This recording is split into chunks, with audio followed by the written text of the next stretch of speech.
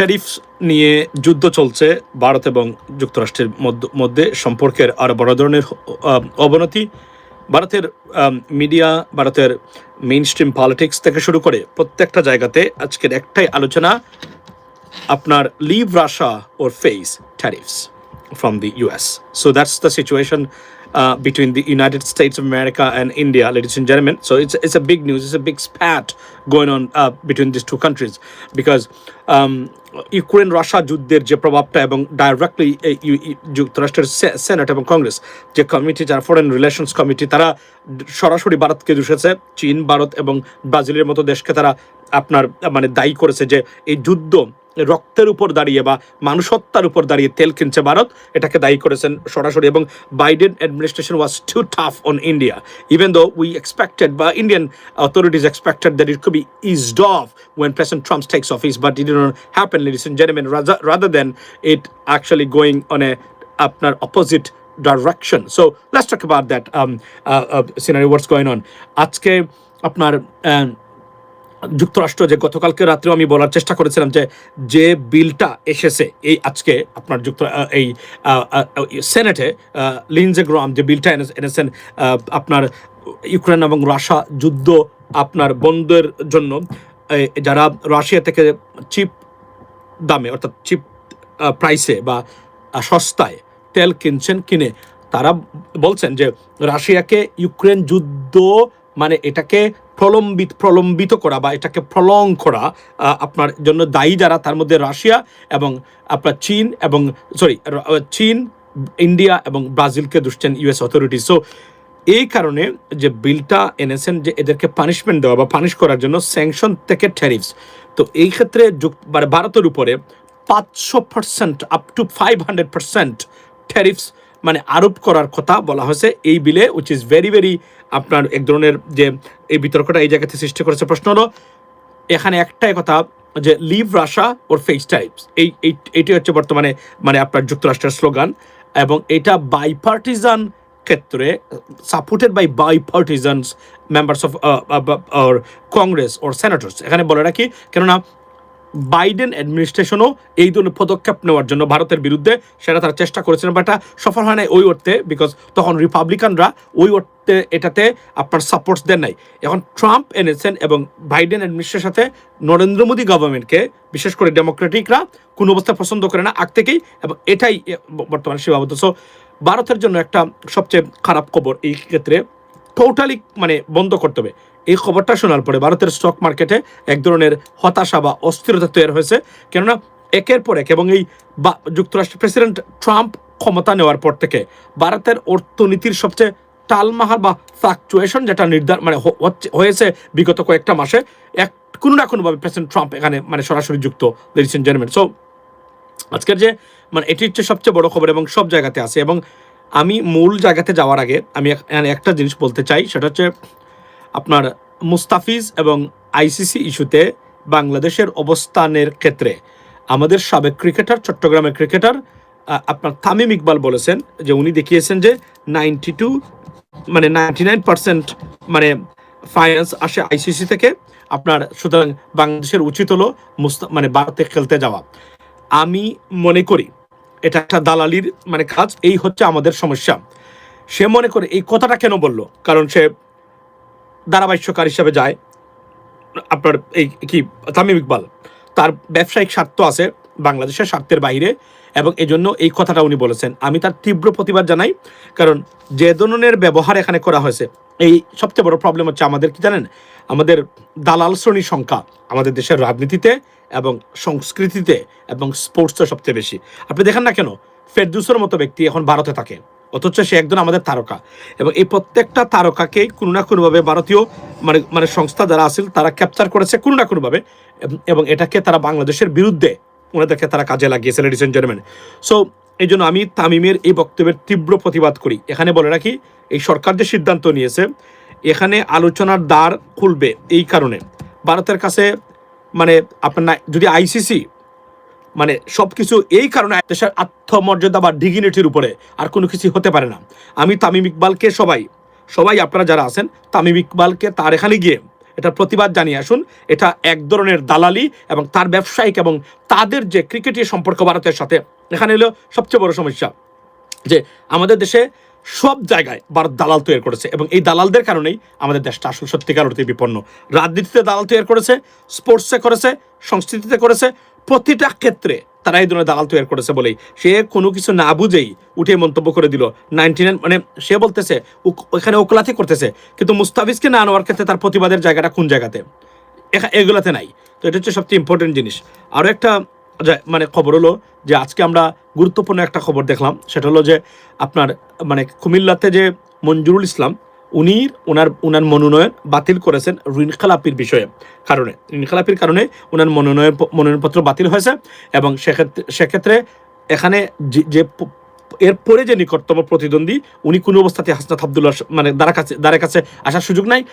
প্রিজিউমেবলি ধরে নেওয়া যায় যে হাসনাত আবদুল্লাহ হচ্ছেন ওই আসনের আগামীর এমপি এখন পর্যন্ত, যদি সব কিছু ঠিক থাকে। যদিও মঞ্জুরুল আলম সাহেব ইসলাম ওর কি মানে সম্ভবত উনি বলেছেন যে উনি এসে বলেছেন যে না আমার এটা শেষ হয় নাই, আমি এখনো মানে এটা আমার অ্যাডভোকেটের সাথে, এবং উনি লাইভে এসে ওনার অ্যাডভোকেটের সাথে কথা বলছেন, বিভিন্নভাবে বুঝিয়ে দেওয়ার চেষ্টা করতেছেন যে না আমার এটা শেষ হয় নাই।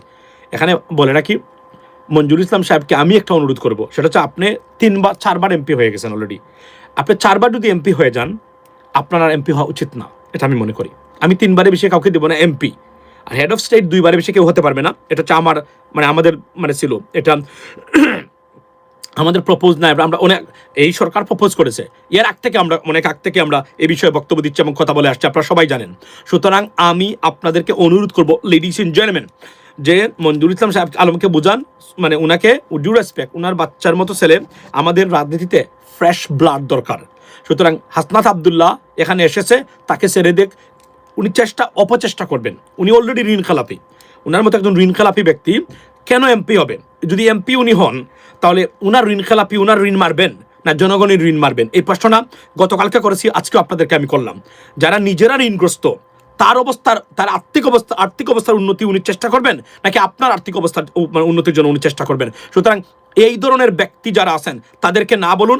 আমি আবারও বলি, আমি বাংলাদেশে কিছু মানুষ আছেন, কিছু প্রার্থী আছেন, এরা আমার কাছে দল মত, এরা বিএনপিরও আছেন, জামায়াতের আছেন, এনসিপির, এরা আমার কাছে দল মতের ঊর্ধ্বে, এদেরকে আমি সাপোর্ট দেবই, এদের মানে পক্ষে আমি থাকবই। কেননা আমি মনে করি এরা আমাদের নতুন বাংলাদেশের, যেটা আমরা এখন পর্যন্ত যাই নাই সংসদে ওই অর্থে, এরা হচ্ছে আমাদের মুখপাত্র, এরা এখানে বক্তব্য রাখবে, এদেরকে অ্যাকাউন্টেবিলিটি, এবং এই যে সংসদ যে বেড অফ রোজেস, সেখানে গেলাম কুট পরে, মানে দবদবে পাঞ্জাবি পরে, বাংলাদেশের মানুষের টাকায় খরচ করে কাপড় চোপড় পরে গিয়ে সেখানে আরাম আয়েসা পিকনিক স্টাইল না, সংসদ পিকনিক স্টাইল হয় না।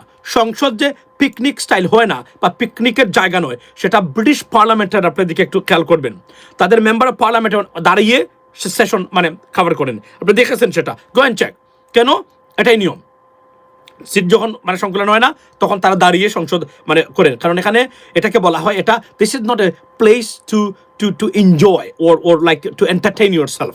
এখানে জনগণকে রেপ্রেজেন্ট করা, দেশকে রেপ্রেজেন্ট মানে করার জন্য আপনি গেছেন। সুতরাং এখানে মানে গিয়ে আরাম আয়েশ করবেন, বসে থাকবেন আর মানে এনজয় করবেন আর ঘুমাবেন, এটা নয়।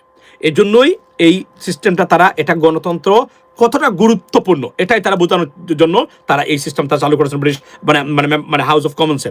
সুতরাং আমি মনে করি যে হাসনাত আবদুল্লাহকে ছেড়ে দেওয়া উচিত, কারণ আপনি 4বার হয়েছেন, 4বার এমপি হয়েছেন, কিন্তু গুণগত কোনো পরিবর্তন আপনাদের মাধ্যমে বাংলাদেশের রাজনীতিতে আসে নাই। সুতরাং আপনি তো এখন ডিসকোয়ালিফাইড, আপনি হতে পারেন না। সরি, কেউ আমার এখানে রাগ করলে আমার কিছু করার মানে নাই। আমি আবারও বলছি, আমরা দলমত নির্বিশেষে কিছু প্রার্থীকে আমরা চাই এরা সংসদে যাক, এরা মানে সাধারণ মানুষকে রেপ্রেজেন্ট করবে। আর যদি আপনারা যান, যেই লাও সেই কদু হবে। আমি চ্যালেঞ্জ দিয়ে মানে বলতে পারি, উনি যদি প্রথম দিন থেকে উনি তার ঋণ খেলাপি কোথায় ঋণকে আবার পুনঃতফসিল করতে পারেন, সরকারকে প্রেশার ক্রিয়েট করতে পারেন কিনা, এগুলাই দান্দা করবেন ওনারা স্বাভাবিকভাবে। আর আমার প্রশ্ন হলো, 17 বছরে আওয়ামী লীগ ছিল, এর আগে অন্য সরকার ছিল, এই সময় আপনি কিভাবে মানে এত টাকা ঋণ নিলেন?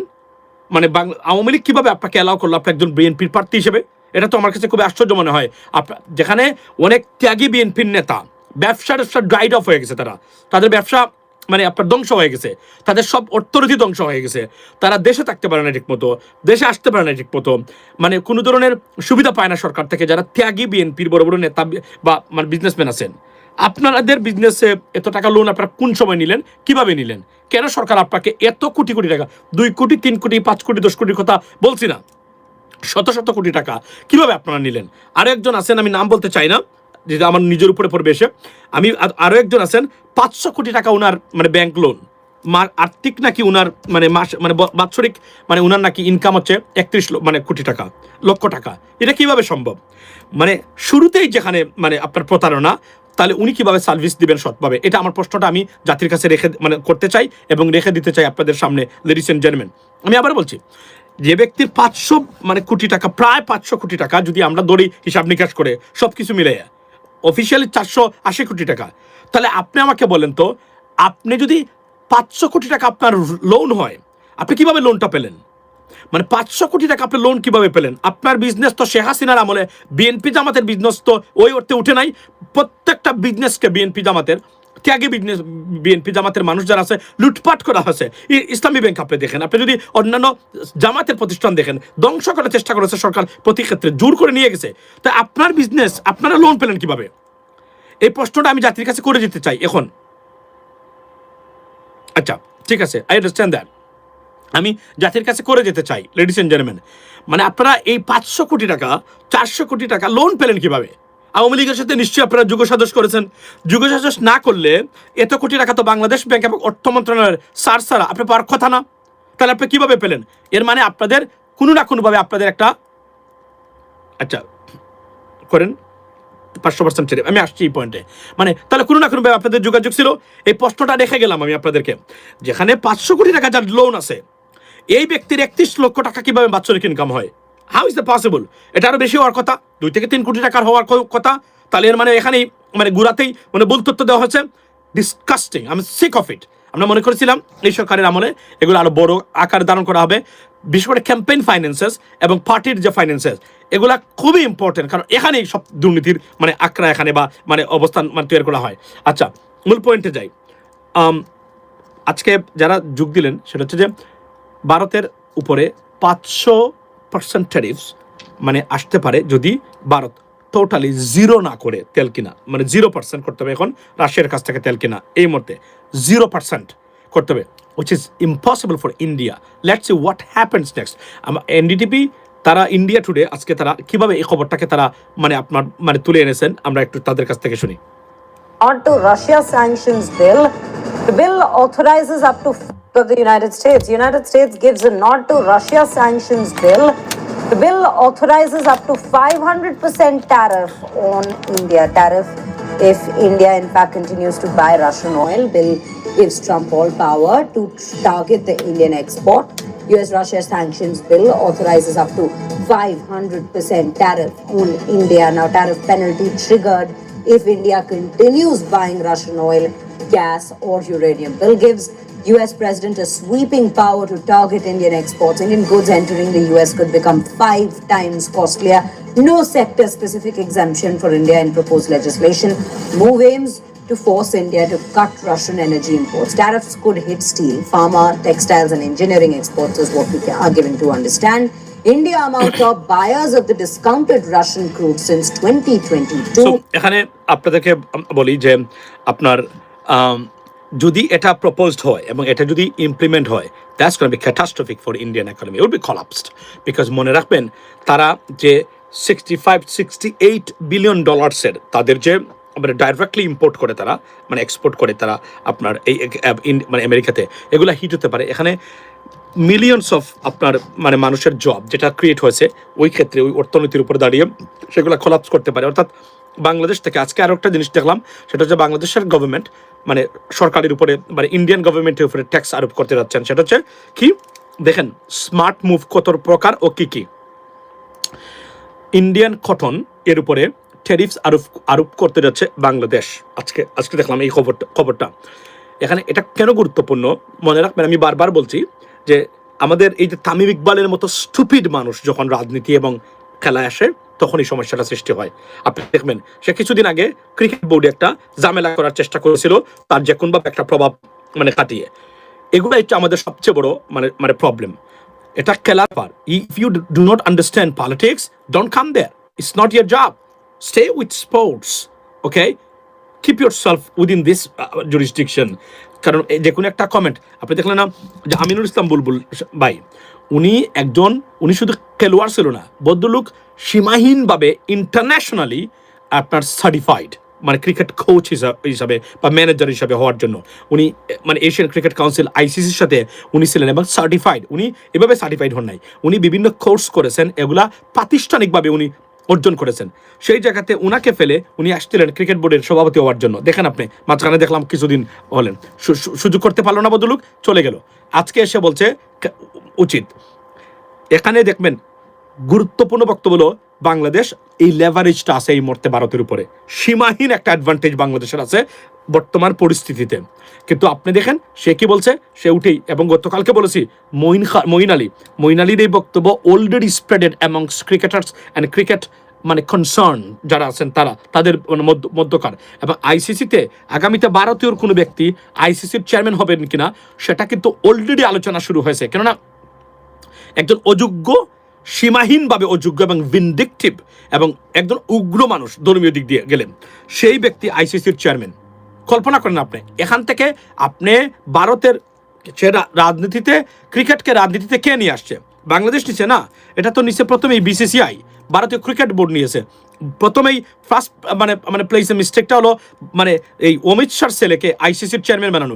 সে কিভাবে মানে আইসিসির চেয়ারম্যান হতে পারলো? শুধুমাত্র এই কারণে যে সবার একটা বাণিজ্য আছে, সবার একটা বেনিফিট আছে। আইপিএল হয়, কেউ ক্রিকেটার হিসেবে যায়, কেউ টেকনিক্যাল সাইড হিসেবে যায়, কেউ কমেন্টেটরস হিসেবে যায়। এই যে তার যে মার্কেটটা, এই মার্কেটটা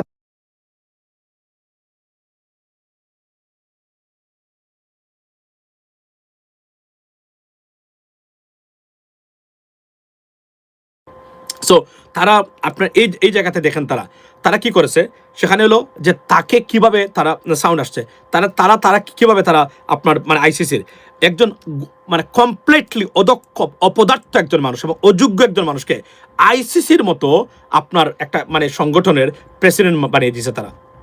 এটা কোনো মানে কথা হলো। এই কারণে বাংলাদেশ এবং পাকিস্তানের মতো দেশ বা ভারতের সাথে পলিটিক্যালি কোনো ধরনের কনফিউশন আছে বা কনফ্লিক্ট বা ডিসক্রিপেন্সিস আছে, এটা অ্যাপ্লাই করে থ্রু আইসিসি। এটা তীব্র প্রতিবাদ জানাই এবং ভবিষ্যতে বাংলাদেশের উচিত হলো বাংলাদেশ একটা মোর্চা। এবং এখানে গুড নিউজ হলো Pakistan come forward right now, PCB Pakistan cricket board, they are coming forward right now and trying to align with Bangladesh এবং this is much needed. মনে রাখবেন পাকিস্তান বাংলাদেশ ছেড়ে আইসিসি চলতে পারবে না, ভেরি লিমিটেড মানে দেশ ক্রিকেট খেলে। এর ভিতরে যদি পাকিস্তানের মতো এবং বাংলাদেশের মতো যায় এবং এখানে পাকিস্তান বাংলাদেশ যদি আরো একটা দেশকে তাদের সাথে জয়েন করাতে পারে, তাহলে ভারতের কবল থেকে আইসিসিকে মুক্ত করা সম্ভব।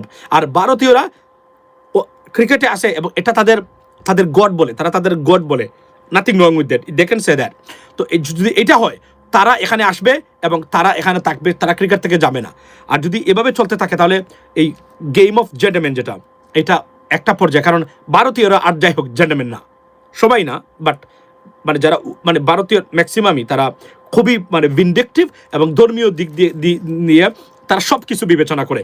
সুতরাং আমি কনসিকুয়েন্টলি আমি বলবো যে ভারত পাকিস্তান আরও একটা দেশকে যদি তারা তাদের মোর্চা আনতে পারে, মানে আইসিসিকে এটা বোঝানো সম্ভব এবং আইসিসি এই কথা শুনতে বাধ্য।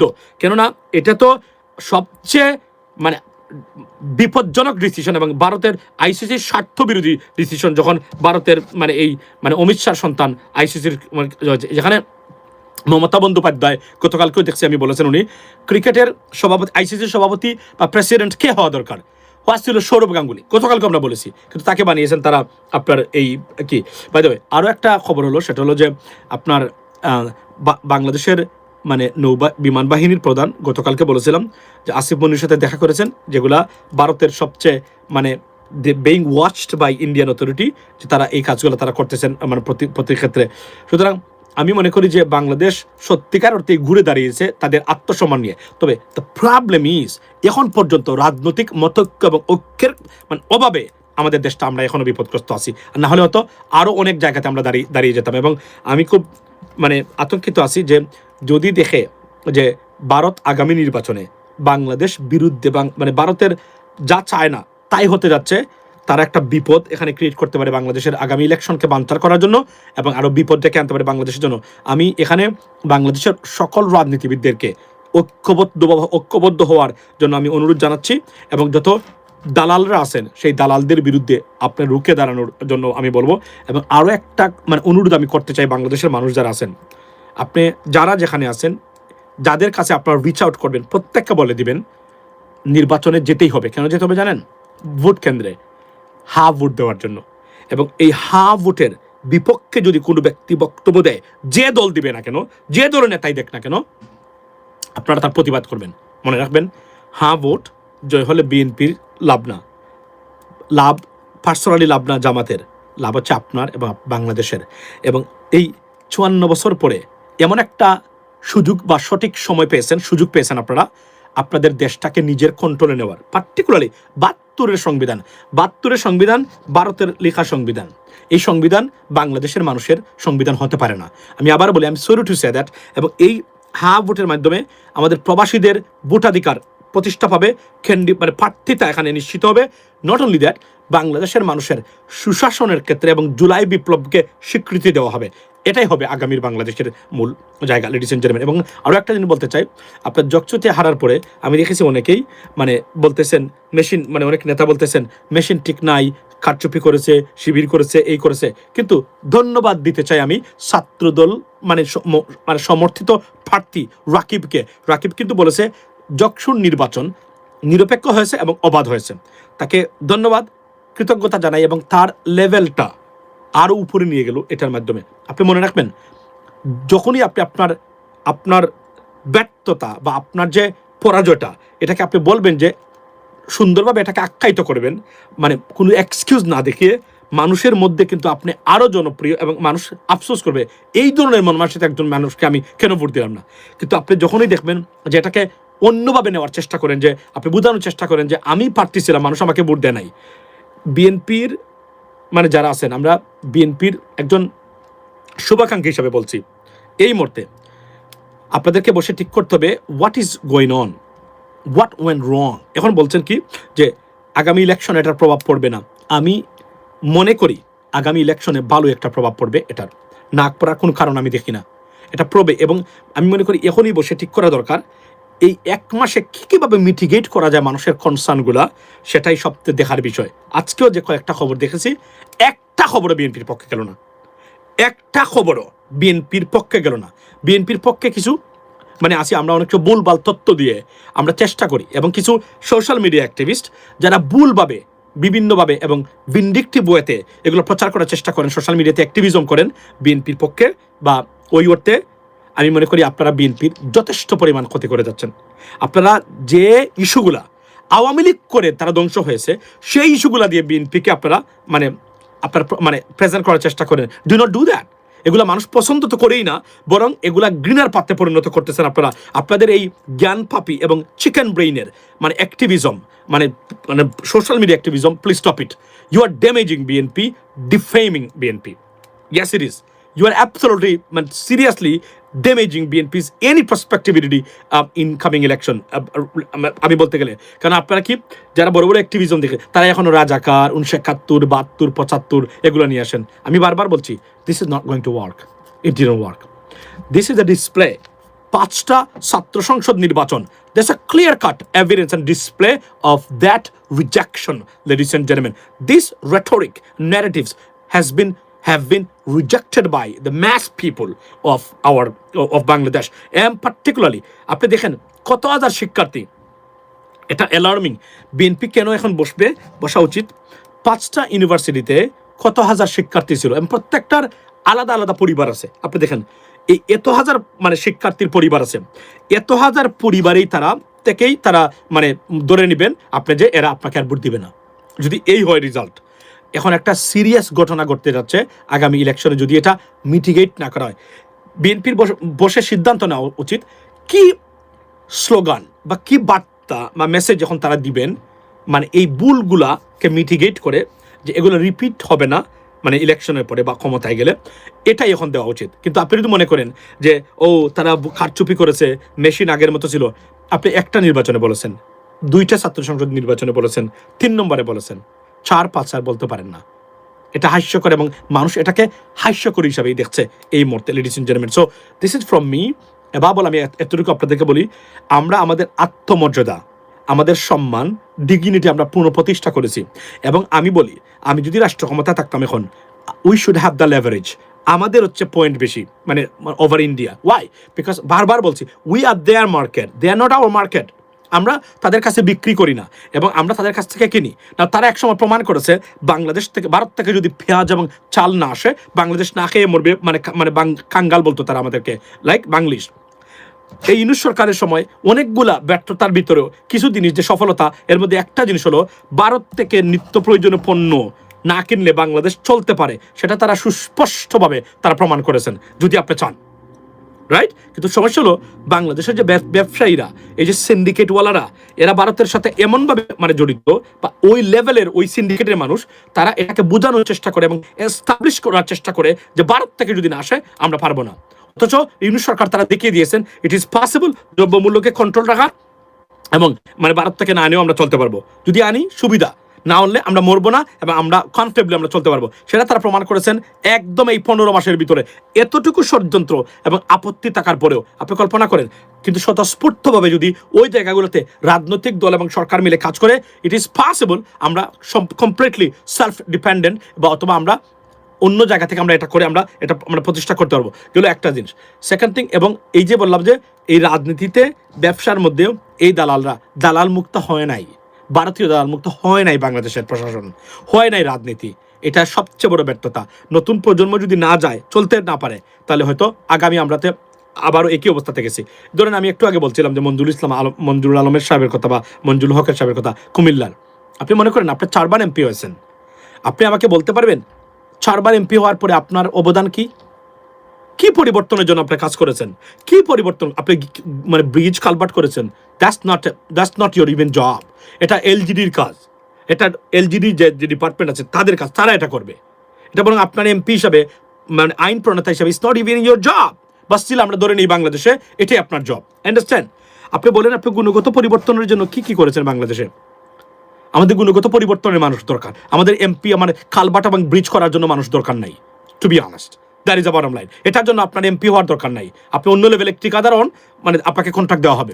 কিন্তু যে পরিবর্তনের জন্য দরকার, সেই পরিবর্তনের মানুষ আমাদের সংসদে পাঠাতে হবে। That is a bottom line, ladies and gentleman. এবং এই মানুষের জন্য কাজ করেন যারা আওয়াজ তুলবে, প্রতিবাদ করবে এবং গুণগত লেজিসলেটিভ পরিবর্তনের জন্য কাজ করবে, এই ধরনের মানুষ দরকার। আর যারা 4 বার এমপি হয়ে গেছেন, আমার মতে ইউ আর ডিসকোয়ালিফাইড, এক্সেপশনাল কিছু ক্ষেত্রে। ধরেন বেগম খালেদা যেহেতু থাকতেন, আমরা বলতাম না, এই ধরনের মানুষের কিছু মানুষ আছে, এদেরকে তো বাদ দেওয়া যাবে না, উনারা বাদে। আর যারা আছেন, যারা অন্ততপক্ষে, এবং এটাই হবে, আপনারা যারা অলরেডি 3 বার 4 বার হয়ে গেছেন, this is your last and suppose to be your last election. You should not run for any more office, just make some space for new comers, fresh blood. That is the bottom line. এভাবে আপনারা কুক্ষিগত রাখতে পারেন না বছরের পর বছর, right? তারপরে আপনি ঋণ খেলাপি, you are disqualified 100%। You should be an MP anymore. এবং আমি বলবো ওই এলাকার মানুষ যদি ভুল না করেন, আপনারা হাসনাতকে ভোট দিবেন। হাসনাত যদি বিএনপিরও হতো, আমি এটা বলতাম তার পক্ষে দাঁড়িয়ে, জামাতেরও বলতাম যে কেননা আমরা কিছু ফ্রেশ ব্লাড চাই। আমি আসিফ মাহমুদের কথা বলবো না, আমি সান্ডা মাহফুজের কথা বলবো না, সরি ফর মাই ল্যাঙ্গুয়েজ, আমি বলতে বাধ্য হলাম এই ভাষাগুলা, কারণ এই দুইটা এই এনসিপি এবং জুলাইকে কুক্ষিগত করে নষ্ট করেছে এই দুইজন লোক। এদের পক্ষে আমি বলছি না, বাট আমি এই ধরনের কিছু লোক আছে তাদের পক্ষে এখনো দাঁড়িয়ে আমাদেরকে কথা বলতে হবে, এর কোনো বিকল্প অন্তকে আমি দেখি না, ladies and gentleman. So this is from me. খেলা অনেক দিকে যাচ্ছে, আমরা ভেরি ভাইটাল এবং সুন্দর একটা পজিশনে আছি। এবং আরও একটা জিনিস বলি, বাংলাদেশের উপরে 15,000 বন্ডের ব্যাপারটা, এটা মুসলিম রাষ্ট্র হিসেবে হয়তো বা কিছুটা তারা কনসিডার করেছেন, এটা সরানো যাবে। ইট ইজ পসিবল, বাংলাদেশকে এখান থেকে মুক্তি করা যাবে 100%। বাংলাদেশ এটা থেকে পরিত্রাণ পাইতে পারে যদি আমরা সঠিকভাবে কাজ করতে পারি, এবং এখানে কিছু ইন্টারন্যাশনাল মেকানিজম এবং ডিপ্লোমেসিও আছে। যদি এটা সঠিকভাবে এগোয়, yes we can get rid of this kind of thing, right? So that's what it is from me, ladies and gentleman. Fight for it. We are in a better position right now in terms of Indian relationship. By the way, বলে রাখি, we're not saying we don't need any relationship with India. We must have a nice relationship, fair and square, so that we can have a nice bilateral relationship. এবং এই যে ভারত যে আজকের বিপদে পড়তেছে বিভিন্নভাবে, ভারতের দেখেন তারা কতটা অকৃতজ্ঞ ভারতীয়রা। তারা মূল অর্থনীতিটা ডিপেন্ড করে মুসলিম প্রধান রাষ্ট্রের সাথে। ভারতের অর্থনীতি টিকে আছে মুসলিম প্রধান মানে ডমিনেন্ট কান্ট্রিজগুলোর সাথে, অথচ তারা মুসলমান দেখতে পারে না। This is unbelievable. This is unacceptable, this is ungratefulness. এটা ভারত অ্যাড্রেস করা দরকার এবং এটা মিটিগেট করা দরকার। মধ্যপ্রাচ্য এবং এই দেশগুলোর সাথে মিলেই ভারতের মূল বাণিজ্য, অথচ তারা এদের সাথে তারা বিচ্ছেদ করে এবং এদেরকে তারা সহ্য করতে পারে না। এটা হতে পারে না। তারা যদি তাদের সেন্টিমেন্ট বা তাদের আইডিওলজি পরিবর্তন করে, ভারতের অনেকগুলা স্যাংশন থাকার পরেও ভারত থেকে থাকতে পারবে শুধু ওই দেশগুলোর সাথে, মানে তাদের আন্তঃরাষ্ট্রীয় সম্পর্ক গঠন করার কারণে। Ladies and gentleman, this is what